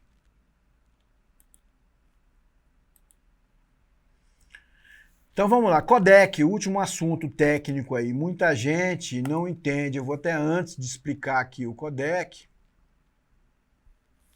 eu vou falar umas coisas bem simples, vou dar um exemplo bem simples de codec. Eu fui lá em casa, abri, filmei, né, com o meu celular, abri o computador, fiz uma edição, parará, fiz um videozinho, e aí vou mostrar, vou levar lá pro meu colega ver. Aí botei no pendrive e levei pro meu colega. Tá certo? Tô falando de pendrive mesmo, assim, para não por internet. Ou posso até mandei o arquivo para ele por internet. E ele chegou lá e abriu e não conseguiu ver o vídeo. Tá certo? Não estou conseguindo ver o vídeo aqui. Não aparece o vídeo para mim. Porque para você assistir um vídeo, você precisa dos famosos codecs. O que faz com que o vídeo esteja em um HD são os codecs. O que são os codecs? São decodificadores e codificadores de informação de arquivos de mídia e sinais, tornando possível a reprodução de vídeos, filmes, áudios e séries. Quer dizer, tudo que você filma, tá? O codec, ele é um software, ele é um aplicativo utilizado para compactar ou descompactar um arquivo de mídia digital, como música ou vídeo. O próprio nome vem da junção de outras duas ações, codificar e decodificar, tá? Os codificadores executam a função de compactação, tá? Então ele compacta o arquivo. E os decodificadores executam a função de descompactação. Eu vou explicar isso do jeito mais simples possível. Peguei a câmera, tá? Comprei uma Canon e estou filmando, tá? Ela filma em Movie, que é um tipo de arquivo. Amanhã a gente vai conversar sobre os tipos de arquivo. Então peguei a câmera e filmei. O que acontece lá quando eu estou filmando? A lente está aqui, o sensor está aqui e o meu pendrive não, meu cartão está aqui, tá certo? Eu gravei. A lente mandou a imagem para o sensor e o sensor vai mandar a imagem para o HD. Como é que grava essa imagem no HD? Grava no HD pelo codec. Então o que o codec faz? Ele pega essa formação de imagem, comprime, codifica ela em sinal, tá certo? Codifica ela em sinal e grava dentro do HD. É um codec, ele já vem na câmera. Quando você compra a câmera, você está comprando um codec dentro, tá certo? Existem vários codecs por aí, muitos codecs, tá? O que acontece? Esse codec ficou gravado ali na câmera. Se você me entrega o arquivo e eu não tiver esse mesmo codec que gravou no meu computador, eu não consigo ver o vídeo.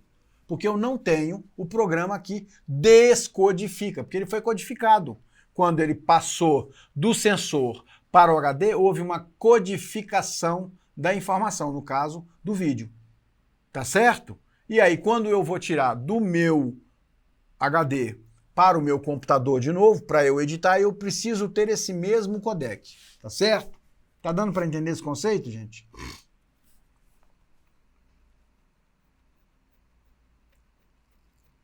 É bem delicado, assim, mas é importante entender. Às vezes você não precisa nem saber o nome, não precisa nem gravar codec, mas entender isso. Os vídeos precisam de codificadores para se falarem, entendeu? É como se fosse assim, ó, é como linguagem, é como Libras. Entendeu? A minha colega, ela traduz o que eu faço, ela codifica para quem não entende, né? Para quem não consegue. É a mesma coisa de um outro idioma. Então, se eu estou falando português aqui, é uma tradução, vamos dizer assim. Ela está traduzindo em Libras ou traduzindo em alemão uma fala, tá certo? E aí depois, para que a pessoa entenda, no caso, ela descodifica. Então, só vai entender Libras quem entende de Libras, quem sabe Libras. Só vai entender alemão quem sabe alemão. O codificador é isso.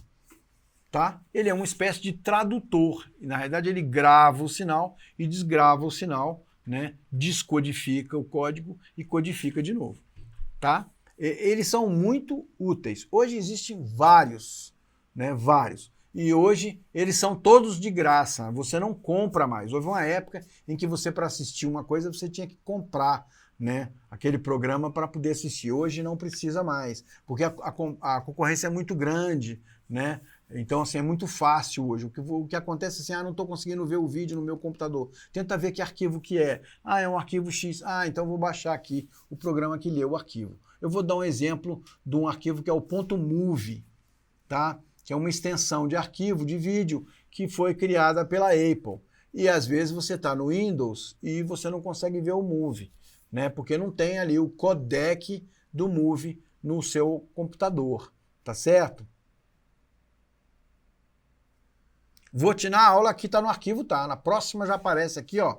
Vou te mostrar aqui, viu, Cleusa? Tá aqui, ó. Não, é na próxima da próxima.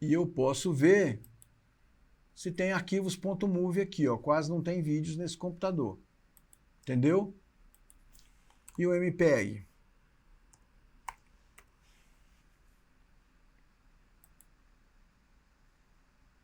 Também não achou. Que é um computador de exibição. Mas olha aqui, ó.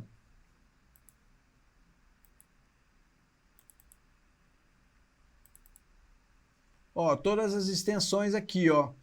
Esses aqui são apresentações PowerPoint. Tá certo?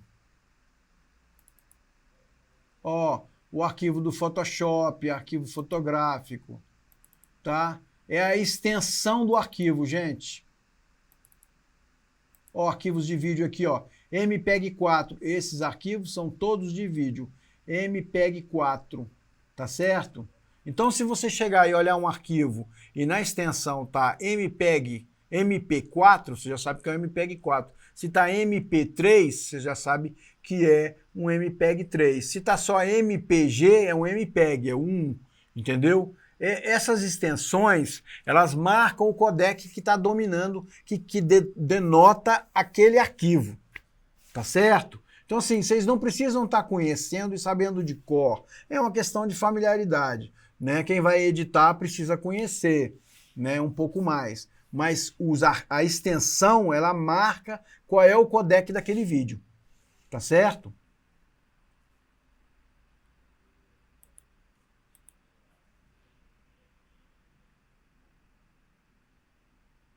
Muito bem perguntado, viu?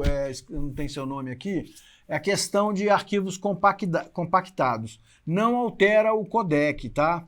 A compactação, ela vai até onde o arquivo compactado é um arquivo de compressão. Mas ele não altera, o Cabral, viu, Cabral? Ele não altera a definição do seu arquivo. É lógico, não sei se você já experimentou, às vezes você já tem um arquivo, porque o MPEG é compactado já, ele já está apertadinho. Então, às vezes você pega um arquivo compactado e aí você vai mandar ele em zip. Você coloca lá, o ganho dele é muito pequeno, o arquivo tinha 5 MB e ele ficou com 4.5, entendeu? Quase não tem, porque ele já é um arquivo bem compacto. Entendeu, Cabral? Né? Isso aí é muito importante. Porque você pode compactar para enviar à vontade que você não vai perder qualidade. É lógico que a compactação é a mesma coisa. Se eu compactar aqui em zip, quando chegar lá, a pessoa precisa ter um programa zip para descompactar o arquivo. Entendeu? É a mesma coisa. Se eu te mandar um arquivo de Windows, né, um vídeo em Wave, eu te mandar um som em Wave, por exemplo, você precisa ter um programa que abre, né? Então, se você está rodando, por exemplo, numa máquina que é Linux, você não vai conseguir ver o arquivo se você não tiver um programa para ler. Tá? Então, Cleusa, esses são aqui os principais, viu? Só respondendo mesmo. Tá certo? Esses são os principais arquivos. Os codecs, tá? De áudio e de vídeo, que é o que nos interessa agora. Tem uma infinidade, milhares dele. Caberia uma aula, caberia um curso só sobre o assunto, tá? Mas basicamente é isso, tá certo?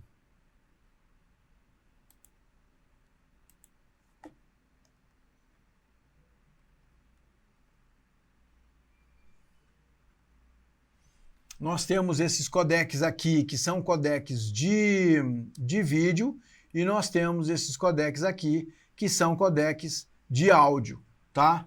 Alguns aplicativos, a gente vai ver no próximo curso, mas alguns aplicativos que são de edição, eles leem vários arquivos. Então eles conseguem, porque ele já tem o codec nele, ele consegue, por exemplo, você pegar um filme que foi feito no Movie, um outro filme que foi feito no MPEG, mais o áudio que ela gravou no Wave, eu consigo colocar tudo, fazer uma edição e exportar num MPEG, ou exportar num outro arquivo final. Entendeu? É possível. você pode misturar. A questão da resolução é que é outra história. Porque se eu tenho uma tela desse tamanho e aí eu pego um vídeo que é desse tamanho, ele vai ficar menor. Se eu esticar ele, eu vou perder a resolução. Não tem nada a ver com o codec, tá? O codec é só codificação. Então é possível, por exemplo, você filmar com uma Sony e filmar com a Canon e no final você editar os dois arquivos numa mesma ilha de edição. Porque primeiro que eles usam codec parecidos, é possível eles inclusive gravarem no mesmo codec, tá certo? É possível você gravar um vídeo num MPEG e um áudio no Wave e depois você jogar esse áudio no codec, porque os programas de edição, a princípio, eles estão repletos de codec. Então, se você pegar um Premiere ou um outro programa e for editar o vídeo, eles estão aptos, né, para fazerem a leitura desses principais codecs aqui. Então, não tem muito que se preocupar com o codec, tá? Até quem foi que fez esse questionamento ali.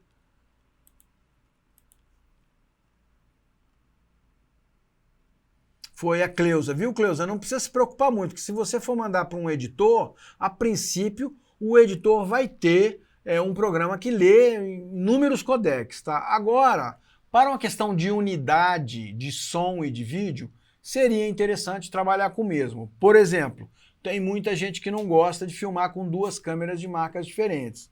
A Canon e a Sony, por exemplo. Eu prefiro trabalhar ou com duas, que, por exemplo, aqui nós estamos com duas Canon, né? No meu estúdio agora eu estou trabalhando com Sony, então eu tenho duas Sonys. Por quê? Porque apesar delas lerem os mesmos codecs, nós vamos voltar lá à questão da lente e à questão do sensor. O sensor Canon tem uma coloração muito característica, o sensor Sony tem outra coloração característica.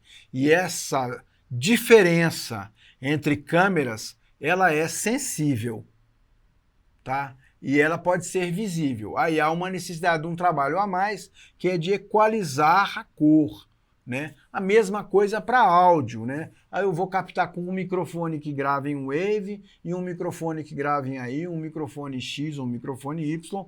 Pode ser que haja uma certa diferença dos tons. Então é importante vocês equalizarem o equipamento de vocês. Ah, eu estou filmando com Canon, vai usar uma segunda câmera? Tenta usar uma Canon também. Ah, eu estou usando Sony, tenta usar uma Sony também, tá certo? E esse equilíbrio é importante no começo, tá? Vamos fazer um print aí, gente? Oi? Vamos abrir as câmeras aí, moçada, quem puder.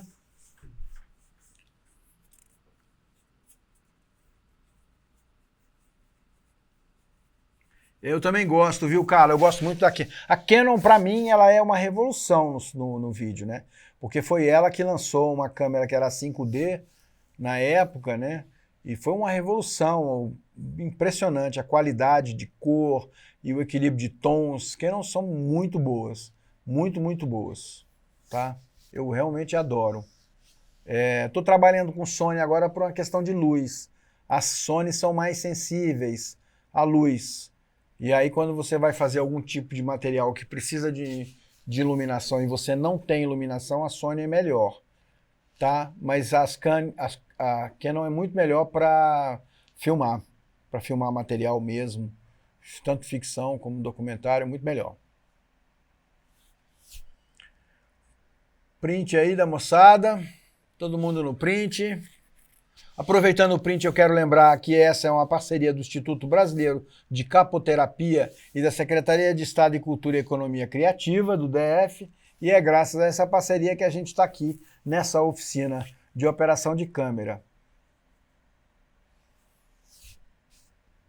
Aproveitando, gente, não tem problema quem não tem. Vamos falando em câmera. Vamos começar a pensar para amanhã as câmeras que vocês têm, tá? Quem tem câmera DSLR, como a Carla que falou aqui que usa Canon. Lembrando que todo mundo, pelo menos uma câmera tem. Que todo mundo tem pelo menos a câmera do celular. Todo mundo tem, tá? Que já é um grande recurso. Eu vou dar um toquezinho especial para a câmera celular. Tem gente que menospreza, eu conheço muita gente que só trabalha com câmera de celular. Muita gente mesmo. Tá? A câmera de celular hoje tem muitas possibilidades, tá? Vamos voltar lá para a gente concluir. Eu trouxe aqui, eu vou fazer uma breve revisão, tá, gente? Breve revisão, vamos lá. Minha colega mandando muito bem aqui na Libras. Muito, muito bem. Falamos do pixel, então, menor parte do arquivo digital de fotografia, tá? Que é muito importante. Não tem como inventar ele é inventado na hora que você capta a imagem, na hora que você filma, tá certo? Por isso a importância de ter uma câmera e filmar na melhor qualidade que você pode filmar. Às vezes você tem uma câmera e você não está filmando com a melhor qualidade que ela pode. Então o que eu sempre sugiro é suba a qualidade da sua câmera da melhor possível. Isso se aplica para celulares, alguns celulares têm o recurso de você melhorar a qualidade sim, tá? Então o pixel é isso, que é o menor pedaço, ele que forma a imagem, tá? Ele que dá a resolução. Quanto mais pixels numa tela, mais resolução você vai ter, tá certo? E aí, nas telas é a mesma coisa, o meu tamanho de espaço precisa que haja uma quantidade grande de pixels. Então, quanto maior a resolução, mais pixel, mais apertadinho os pixels ficam e melhor qualidade eu tenho, tá certo? Aí nós temos infinidade de resoluções, né? E aí volta a bater na tecla, quanto melhor a resolução para captar a sua imagem e para editar a sua imagem, melhor vai ser o resultado final, mesmo que você vai somente exportar para a rede social, tá? E aí nas câmeras a mesma coisa, aí caímos no sensor, não tem como inventar, tudo depende do sensor que você tem na câmera, né? Quanto melhor o seu sensor, mais qualidade, mais pixels você tem, tá certo? E aí cai no mesmo, tente colocar a qualidade da sua câmera para o melhor. Ah, minha câmera filma em Full HD, joga no Full HD. Minha câmera filma em 4K, filma em 4K. Depois você diminui, mas capta na melhor resolução. Tá? E aí depois nós falamos da cadência, né, que é o frame rate, que seria a taxa de fotogramas por segundo. São quadros por segundo. Quanto mais quadros por segundo, mais nítido vai ficar o seu movimento, tá certo? Então, dependendo do material que você vai filmar, você precisa de uma melhor taxa de fotogramas, tá? E, por final, a questão dos codecs, né? Os codecs, então, são codificadores e decodificadores, eles estão embutidos nas câmeras, eles estão embutidos nos programas, mas é bom você entender um pouco.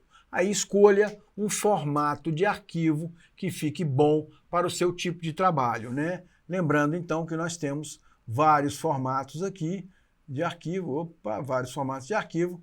O mais usado hoje, que é aceito por todo mundo, é o famoso MPEG-4 com o codec H264, tá? Que está lendo, todo mundo está lendo aí. Você pode ter, isso não tem nada a ver com a resolução. Eu posso ter um vídeo em 4K em MPEG-4. Eu posso ter um vídeo em 2K em MPEG-4, tá? Não tem nada a ver com o tamanho, com a dimensão do seu vídeo, e sim com a codificação do arquivo, tá certo? Arquivos de áudio, só áudio, também são codificados, tem codec também, né? E aí nós temos alguns arquivos que são mais comuns, que é o WAV, o AIF e o FLAC, tá? Mas existem uma série de outros arquivos disponíveis, né? Basicamente é isso, tá, gente? Eu vou passar um videozinho aqui para vocês poderem entender um pouco a importância da qualidade do...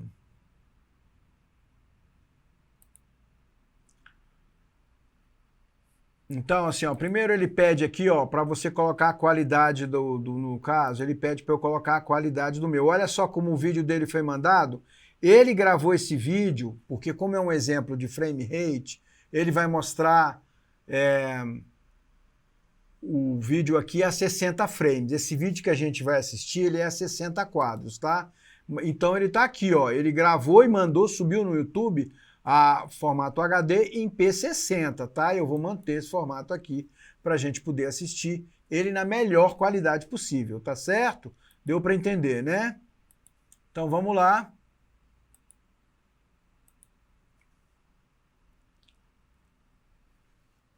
3 bolinhas, deixa eu pausar aqui para vocês entenderem.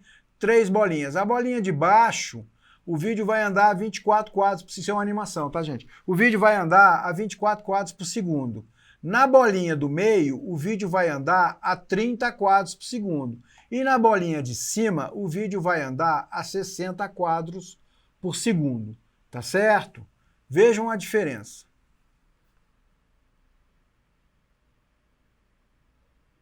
Aí andou normal, tá? Agora ele vai botar a câmera lenta 50%, para vocês poderem ver.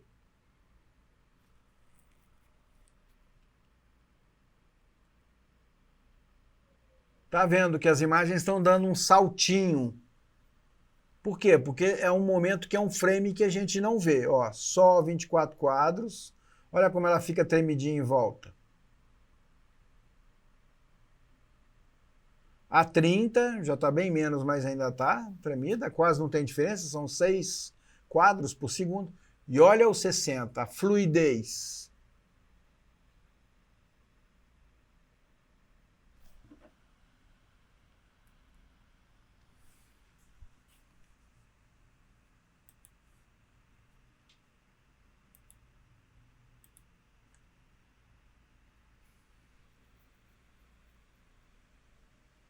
Ah, boa, cara. Amanhã eu vou trabalhar bem o áudio, tá? Mas assim, esse tempinho que a gente tá aqui, vou responder sua pergunta.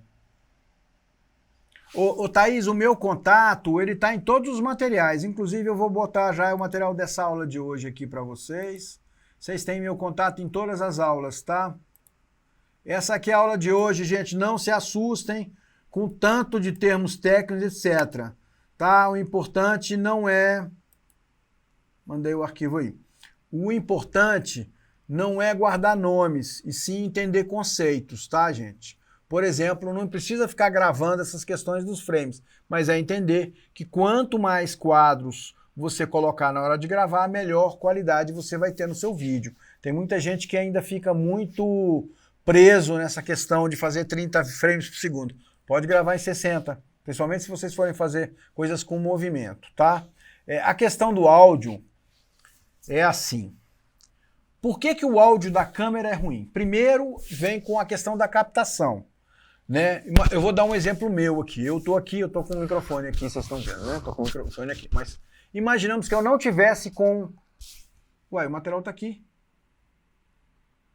Ah, mandei só para a Thaís, desculpa, eu respondi a mensagem dela.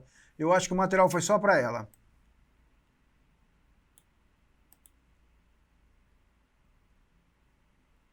Peraí.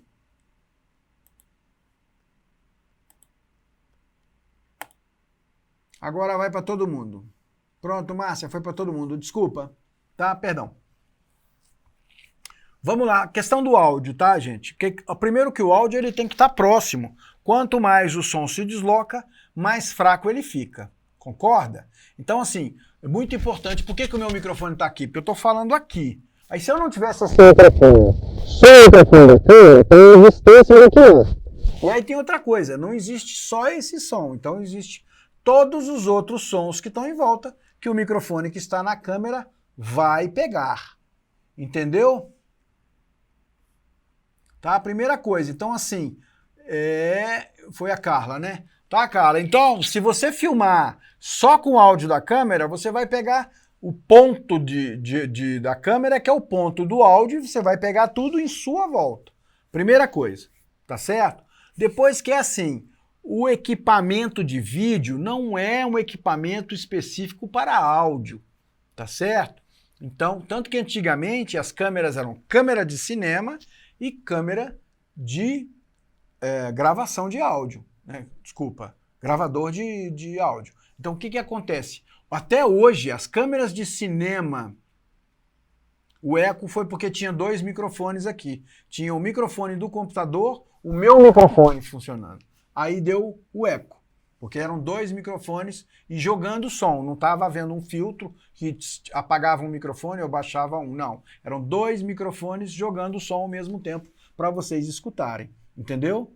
E aí, assim, até hoje, mesmo com o digital, as câmeras de cinema, elas só gravam imagem. Você vai lá e você põe um gravador e você grava o áudio. Entendeu? Porque depois a gente junta os dois, sincroniza os dois. Quando você está fazendo um vídeo, essa questão do áudio, ela é muito importante. Você tem sim a opção de pegar um bom microfone e conectar na sua câmera. Muita gente faz isso, tá? Para vídeos de YouTube, redes sociais e talvez até alguns curtas-metragens e pequenos filmes institucionais que você não tem o equipamento, você pode gravar no gravador da câmera, mas você precisa de um microfone que jogue lá dentro. Não pode ser o microfone da câmera, porque muitas vezes a câmera está longe do seu objeto e ela não vai selecionar som, tá certo?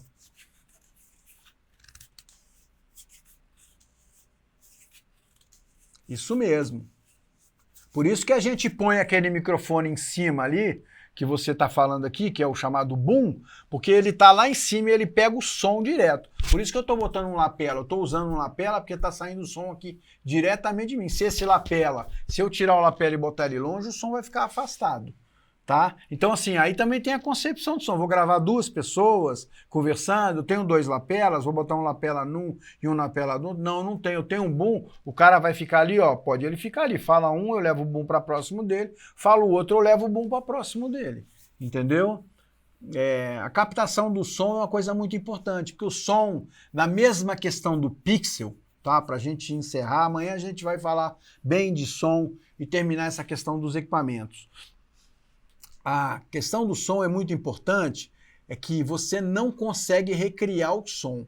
Então, se o som ficou ruim, você vai ter problema de ruído, porque aumentar o som, alterar o som é delicado, porque o som você está gravando uma onda modular de áudio, né? E fica difícil inventar som e pixel, tá? Vamos captar com qualidade, gente. É isso aí, acho que por hoje deu, né?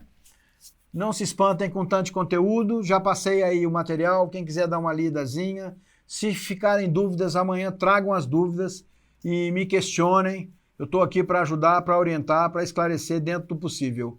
Tá certo, gente? Ficou claro, né? Você também, fica com Deus, fiquem bem, todos vocês, obrigadíssimo, tá? Obrigado pela participação. Eu quero lembrar mais uma vez que essa é uma parceria do Instituto Brasileiro de Capoterapia e da Secretaria de Estado de Cultura e Economia Criativa do Distrito Federal. E a gente está junto por causa deles. E estaremos juntos amanhã de novo, mesmo horário, tá? Com mais conteúdo e vamos virar bons operadores de câmera. É isso aí, gente. Obrigado. Tchau, tchau.